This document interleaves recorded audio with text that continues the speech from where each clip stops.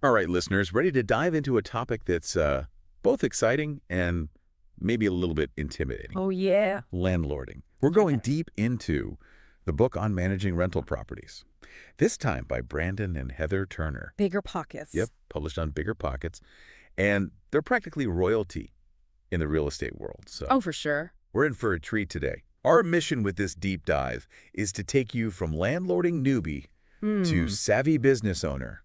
We're talking practical tips, legal must-knows, and tenant management strategies that'll make you say, Oh, yeah. bring on those rental applications. Absolutely. And the Turners, they don't sugarcoat things either. No, they don't. They emphasize right away that to succeed, you got to treat landlording like a business, not a hobby. Oh, yeah, I hear that a lot. Mm. Actually, I hear that's a mistake a lot of new landlords make because they think it's just an easy way to Right. make some side cash. Exactly. It's a business. You got to treat it like one. Yeah, and they actually go so far as to lay out 8 key attributes of landlords who really thrive consistently.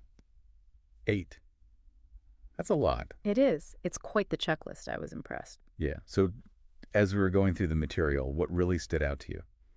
You know, the one that really resonated with me was their comparison of successful landlords to Okay. Starbucks. Starbucks. I mean, I'm intrigued, but I have to admit that's not the first thing that pops into my head when I think landlords. I know. Right. It's not the first thing. But think about it, though. Starbucks is all about consistent, repeatable processes. Right. Every latte, Yeah, same. Every store. exactly. Every store follows this system. And the Turners argue that's exactly what successful landlords do. Okay. They have systems in place for everything. Everything. Advertising, tenant screening, maintenance, Wow. even evictions. It's not about reinventing the wheel each time. Right. It's about having a proven process that you can rely on. So you're saying it's like having a recipe for success instead of just Yes. winging it every time. Exactly. It's about having that recipe. Okay, I like that. But let's be real. Even with the best systems in place, dealing with tenants can be so unpredictable. Oh, tell me about it. So what did the Turners say about navigating those relationships? Because you have to have a good relationship with your tenant to some extent. Right. So they're really big on being firm but fair. Okay. They actually caution against being too nice. Really? Yeah, they argue it can backfire in the long run. Interesting. So being too nice to your tenants can actually backfire. Yeah. I would think that would be a good thing. You would think so. But they have some stories in there. They say it's about enforcing that lease consistently, Okay. holding those tenants accountable, and not letting your emotions cloud your judgment. So it's about finding that sweet spot Yes. between being approachable, but also maintaining those professional boundaries. Exactly. Okay, I like that. What else did they emphasize as crucial for success in the landlording business? Well, another big one is data-driven decision-making. They stress the importance of researching that market, crunching those numbers, and basing your decisions on facts, not feelings, Not your gut. not your gut. Okay. And this applies to everything from setting rent prices to even evaluating potential tenants. So no more going with your gut or letting that sob story sway you. No more sob stories. All right. I think that probably saves landlords a lot of headaches down the line. Oh, absolutely. It does. Okay, so we've got data. We can't be too nice. What about the legal side of things? Oh, the legal side of things is huge. I bet. The Turners, they really hammer home the point that knowing the law inside and out is non-negotiable. I bet, because I can imagine landlord-tenant law is Oh, it's a jungle. full of pitfalls, Absolutely. and ignorance is definitely not bliss when it comes to this. Not at all. So what specific areas of law did they highlight as particularly important? Well, fair housing laws are a big one. Of course. They do a great job of breaking down the 7 protected classes under federal law, plus additional categories that vary by location. Right, because states and even cities and counties can have their own laws. Exactly. And it's not just about avoiding lawsuits. It's about creating an equitable Right. and inclusive housing market. Everyone deserves a fair shot at a decent place to live. Absolutely. Can you give an example of what fair housing discrimination might look like in practice? Just so our listeners have a concrete example. Sure. So they share a scenario where a landlord steers a single woman towards a safer neighborhood, Okay. implying that certain areas are more suitable based on gender. Ah. And that's a subtle but clear violation of fair housing laws. You can't make assumptions about a tenant's safety preferences Right. or influence their choices based on protected characteristics. That's such a good point, and it's so easy to fall into those unconscious biases without even realizing it. It is. So being aware of fair housing laws and making sure your practices are completely unbiased is just Crucial. Absolutely. Okay, so we've got the legal groundwork laid. Now let's talk about getting our property and ourselves ready for the rental market. What do the Turners say about prepping for that first tenant? Well, they're all about getting the place rent ready, not just livable. Okay, so what's the difference? Think beyond basic cleaning repairs, fresh paint boosting curb appeal, Okay. the whole 9 yards. They argue that investing in these upfront improvements not only attracts better tenants, but it justifies those higher rent prices. So you're saying it's worth it to put in a little Absolutely. bit of money up front Yes, to make sure that you're attracting those higher quality tenants. exactly. And before you even list the property, they stress the importance of thorough market research.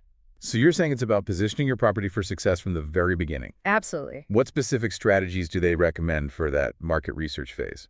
Well, they suggest checking out similar properties in your area, scouring online listings, even talking to local property managers, Okay. just to get a feel for prevailing rent prices and tenant expectations. Okay. It's about understanding your competition Right. and finding that sweet spot that attracts quality tenants while maximizing your profit. So important.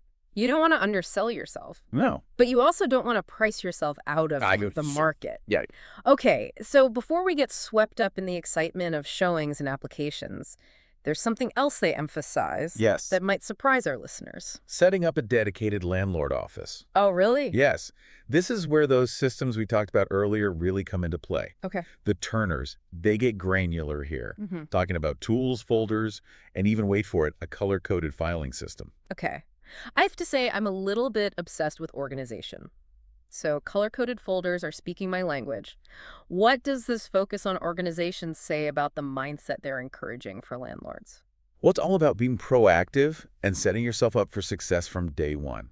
Having a designated workspace, Okay. clear filing systems, and a system for tracking tasks can significantly reduce stress and make your landlording life much smoother. It's like the old saying, a place for everything and everything in its place. Exactly. Okay, so we've got our property prepped, our office set up, we're steeped in fair housing knowledge. Yeah. Now it's time to find those fantastic tenants. Yes. But before we jump into marketing strategies, there's a crucial step the Turners emphasize that can save landlords a ton of time and hassle. Pre-screening. Oh yes, pre-screening. Tell us about it.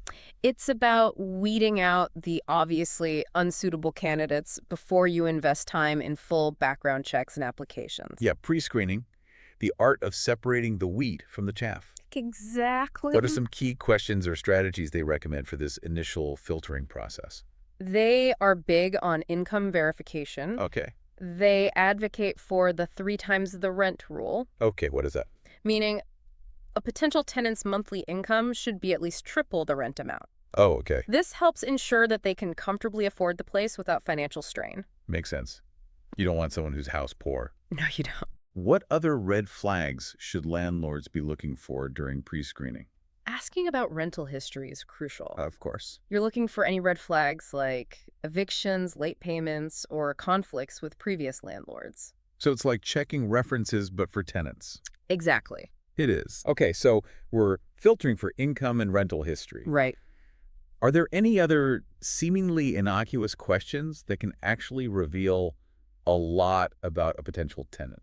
You know, they recommend asking about pets right away. Okay. Even if you're generally pet-friendly, Right. it not only reveals whether they have animals, but also gauges their honesty and willingness to follow the rules. That's a good point. Yeah, and they share a cautionary tale about a tenant they call Dirty Dan, who caused major damage with undisclosed pets. Oh no, Duty Dan. Yeah, and it's a nightmare scenario for any landlord. That's a good reminder that clear pet policies Yes, and upfront conversations are just crucial. absolutely. Okay, so we're pre-screening like pros, but what happens when those applications start rolling in? Ooh, that's when the fun begins. All right, we'll have to save that for part 2, so stay tuned, folks. Okay, so we made it through that pre-screening gauntlet. We have got a pool of promising applicants. Okay. What happens now? It's time to get into the official application process. Yeah, it is. And the Turners, they stress the importance of gathering comprehensive information on that application, going beyond just the basics. Give me an example. Okay, so think like full names of all occupants, Okay. detailed employment history, contact information for previous landlords, Got it. even their social security number for those background checks. Yeah, so you really want to paint a complete picture of who these applicants are, not just relying on But so that's self-reported information. you got it. But we all know people can embellish or even flat out lie on applications. Oh, yeah. Happens all the time. What do the Turners recommend for ensuring that the information you're getting is actually accurate? Well, independent verification is key. Okay. So the book advises contacting employers to confirm those employment details, reaching out to previous landlords for those rental references, and of course, running those thorough background and credit checks. Of course, and what services do they recommend for that? Because I imagine there's a lot of them out there, and it can be hard to know Right. which ones are really reliable. For sure. Well, they mention Rent Prep and My Smart Move Okay. as reliable options. And these services, they provide really comprehensive reports on an applicant's credit history, their criminal background, and even eviction records. Okay. It's super valuable information for landlords who are trying to make informed decisions. Absolutely. Mhm. But I imagine those reports can be confusing or even contain errors sometimes. Oh, yeah, absolutely. What do they advise for navigating those situations? So they recommend carefully reviewing those reports, looking for any inconsistencies, and contacting the services for clarification if needed. Sorry. And here's a really key point.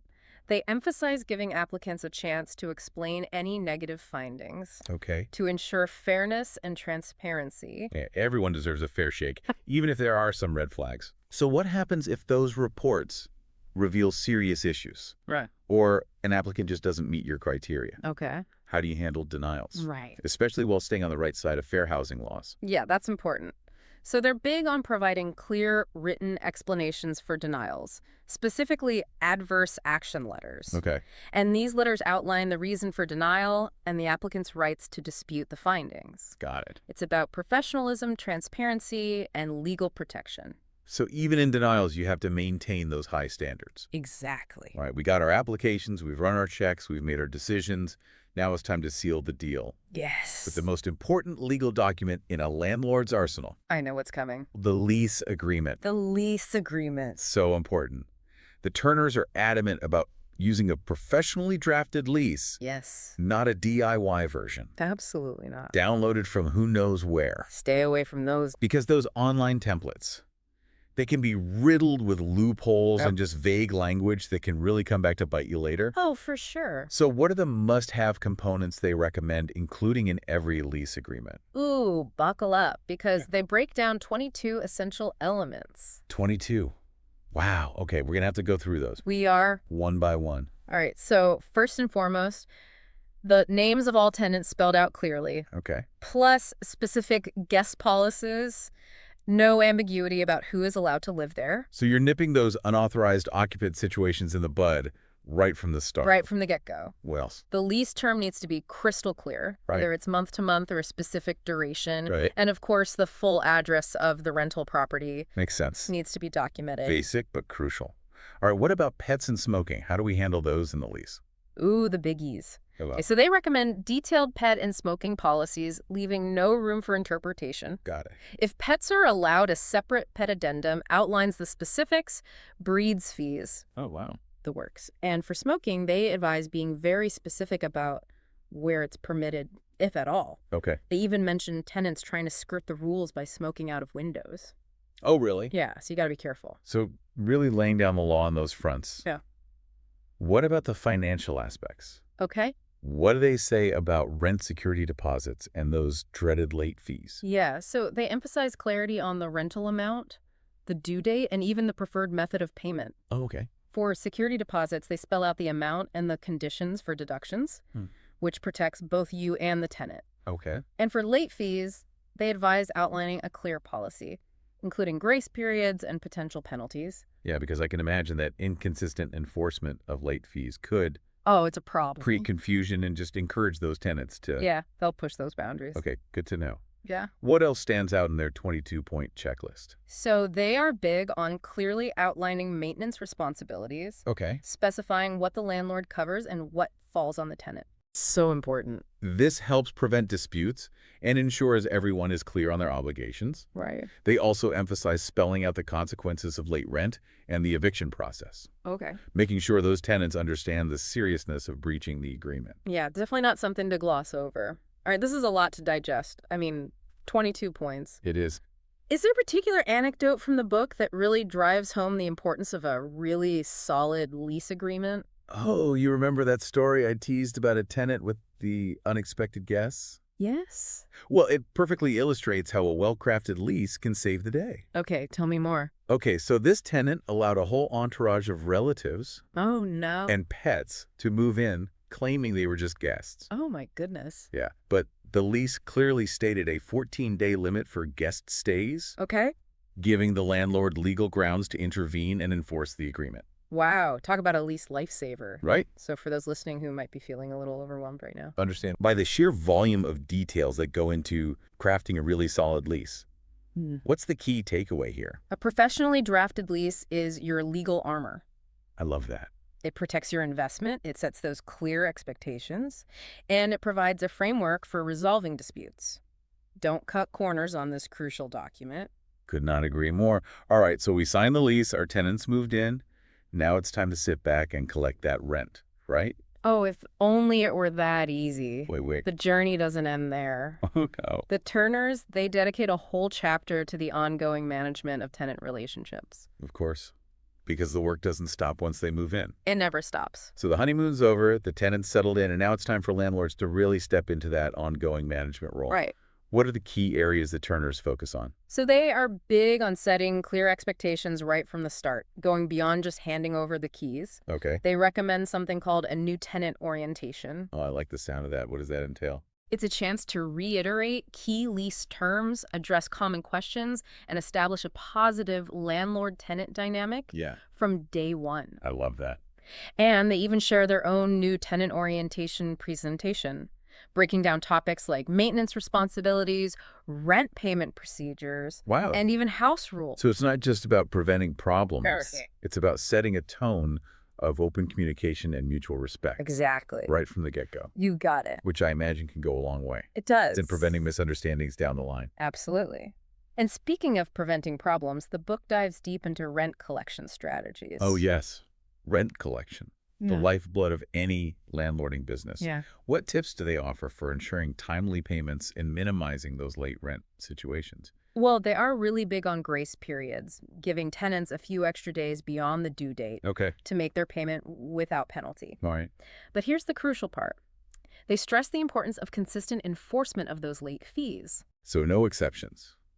No bending the rules, even for those hardship cases.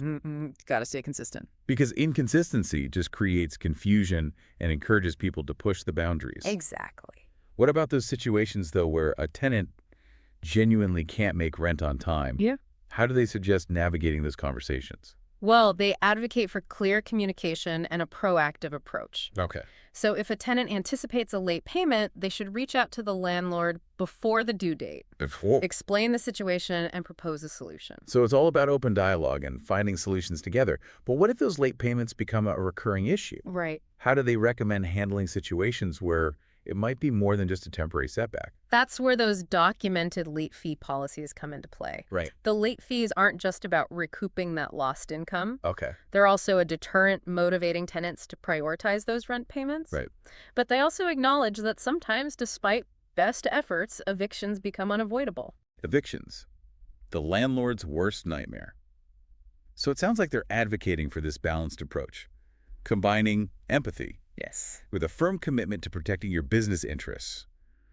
What advice do they offer for landlords who might be facing that situation? They emphasize the importance of following the correct legal procedures, Okay. dotting every I and crossing every T. Right. They even provide a step-by-step guide to the eviction process, from serving those notices to navigating court appearances. So even in those worst-case scenarios, having a clear roadmap can just make the process less daunting. Absolutely. Okay, let's switch gears now and talk about handling maintenance and repairs. All right. This is where things can get really messy, literally and figuratively. For sure. And the Turners, they offer some great advice on streamlining those maintenance procedures Okay. and ensuring things run smoothly, even when those unexpected plumbing emergencies pop up. Walk us through their recommendations. What are the key elements of a really successful maintenance strategy? Well, first and foremost, clear communication.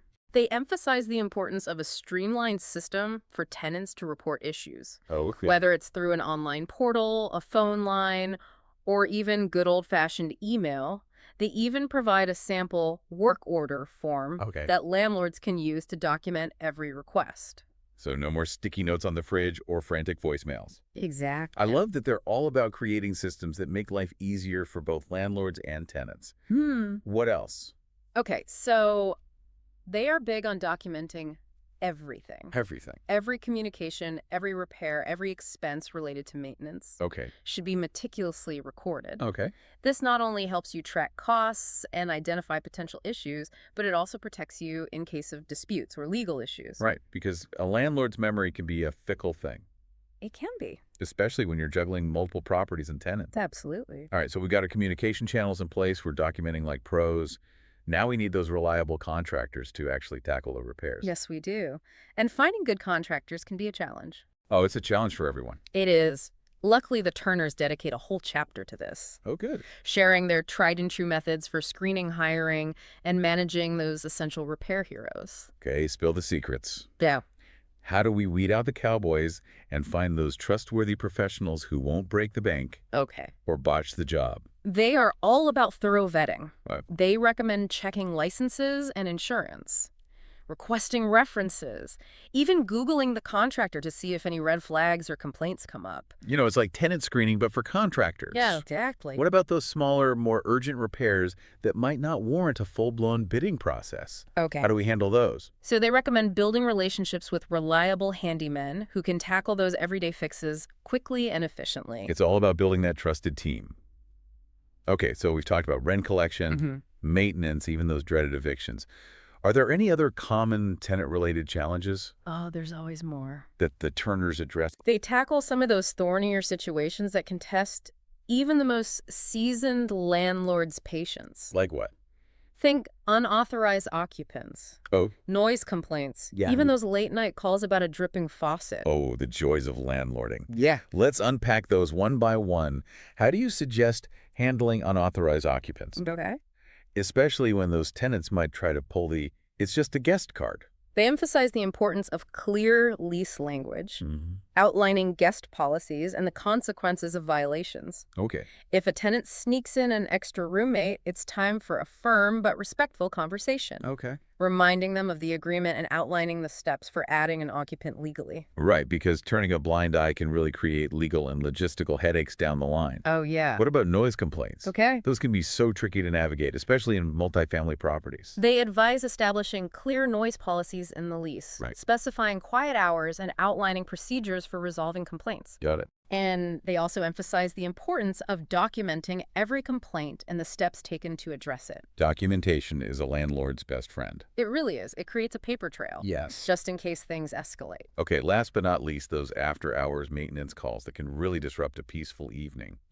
How do you set boundaries without being completely unresponsive to genuine emergencies? So they recommend outlining a clear after-hours policy in the lease, Okay. specifying what constitutes a true emergency and providing contact information for those situations. Got it. They also advise tenants to report non-urgent issues during regular business hours, Right. respecting the landlord's time and personal life. Because a dripping faucet, while annoying, might not warrant a 2 a.m. phone call. Exactly. They've covered a lot of ground in this section, It's a lot. from rent collection to repairs to those inevitable tenant-related challenges. What's the overarching theme or takeaway you think they want landlords to remember? I think proactive management is key. It's not about waiting for problems to arise. It's about having those systems, policies, and communication strategies in place Right. to prevent issues, respond effectively when they do occur, and create a smooth, positive experience. For everyone. Yes, for both landlords and tenants. I like that. All right, so we've tackled that ongoing management phase. We made it. We've weathered the storms, and now it's time to address the final chapter Yes. in a tenant's journey. Moving out. The move out. This is where things can get just as complicated as the move-in process, Oh, yeah. especially when it comes to security deposit disputes and making sure that the property is in good condition for the next tenant. Right. You don't want to be stuck with a huge mess. Exactly. Fine. So what advice do the Turners offer for handling move-out smoothly and professionally? They recommend a multi-pronged approach, starting with clear communication about the move-out process itself. Got it. They provide a sample move-out packet that landlords can use to outline expectations deadlines and procedures for returning keys and settling any outstanding balances. I love that they provide those ready-to-use templates. Yes, It takes the guesswork out of it for landlords. it does. What about the move-out inspection? Okay. How do they advise handling that, especially when it comes to documenting potential damages Right. and justifying deductions from that security deposit? They are big on thorough documentation. Okay. They recommend using a detailed checklist to assess the condition of the property, noting any damages or areas that require cleaning beyond normal wear and tear. Makes sense. They even suggest taking photos or videos to support any deductions Oh, that's a good idea. from the security deposit. Solid advice. Visual evidence can be a lifesaver It is. in those he said, she said situations. But even with meticulous documentation, security deposit disputes can still arise. Oh, yeah. How do they recommend navigating those conversations Okay. and ensuring fairness for both parties? So they emphasize open communication, giving tenants a chance to explain any damage or contest deductions. Okay. They also recommend providing a detailed breakdown of all charges, justifying every deduction with receipts or estimates. Transparency is key. All right, so we've conducted the inspection, we've addressed any damages, and now it's time for that final step, Yes. returning the security deposit. Are there any legal nuances or potential pitfalls landlords should be aware of? Absolutely. They emphasize the importance of adhering to state laws regarding the timeline for returning deposits Okay. and providing itemized statements outlining any deductions. Okay. They even share a story about a landlord who faced hefty penalties for not sending the required documentation on time. Oh, wow. Talk about a costly oversight. Right. So dotting your I's and crossing your T's is crucial. Absolutely. They've covered a lot of ground in this section, from move-out procedures to security deposit management. They have. What's the key message they want landlords to take away from this final chapter in the tenant journey?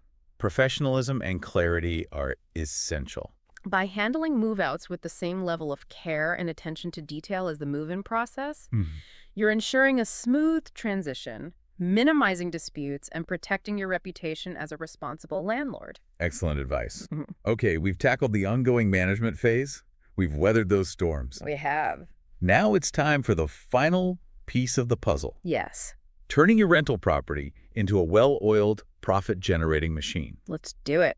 And we're back for the final part of our deep dive into all things landlording. Yes, we are. This section is all about taking your property and turning it into a well-oiled, profit-generating machine. Right. It's about the business side of things. Exactly. The Turners actually dedicate a whole chapter to the often overlooked aspects of organization and bookkeeping. Yeah. And they make a pretty compelling case for why those things are actually crucial for long-term success. They do. Okay, so no more shoebox accounting. No more shoe boxes. Or those, I'll deal with it later, piles of receipts. What's the big picture benefit of getting organized when it comes to being a landlord? Well, they outline 3 major advantages: reduced stress, Okay. staying on the right side of the law, and of course, increased profitability. All right, so let's break those down one by one. Okay. How does being organized actually lead to less stress for landlords? Because I think people often think about organization as being stressful. Right. Well, imagine having systems in place for everything. Yeah. Tracking those expenses and income, managing tenant communication, staying on top of maintenance requests.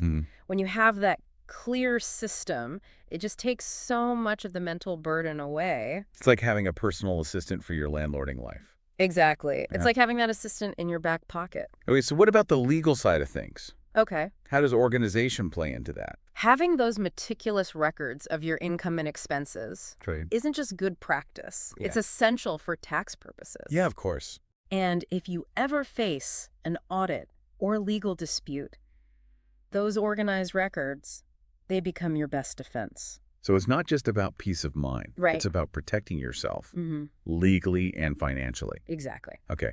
Last but not least, and maybe the most important thing, Right. how does organization actually lead to increased profitability? When you have a clear picture of your finances, you're empowered to make smarter decisions. Okay. You can identify areas where you might be overspending. Okay. You can explore ways to increase rent strategically or even uncover new revenue streams that you hadn't even considered before. So you're actually thinking like a business owner, Yeah. not just collecting rent. You got it. All right, so let's get into some specifics.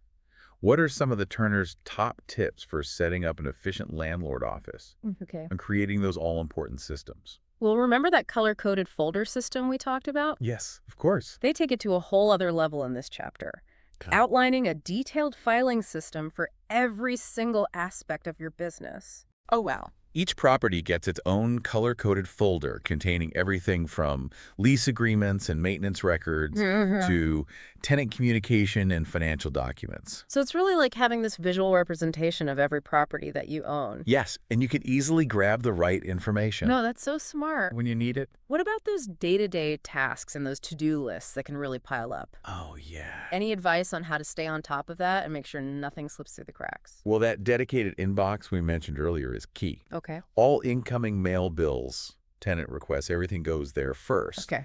And then they recommend a weekly review process to tackle those tasks. Oh, okay. File those documents and just make sure nothing gets lost in the shuffle. So it's not just about setting up the system. Right. It's about making it a habit. It's a habit. It's a lifestyle. Exactly. All right, let's move on to bookkeeping. Okay. What are their top recommendations for tracking income and expenses and ensuring everything is accounted for? So their two golden rules are simple. Track everything, and I mean everything, Everything. and keep every single receipt. No more rounding up or guessing. No more rounding, no more guessing. Right. Meticulously record every transaction. Got it. Categorize your expenses, and reconcile those bank statements regularly. So important. They even provide a sample spreadsheet that landlords can use as a starting point. Spreadsheets. The unsung heroes of financial organization.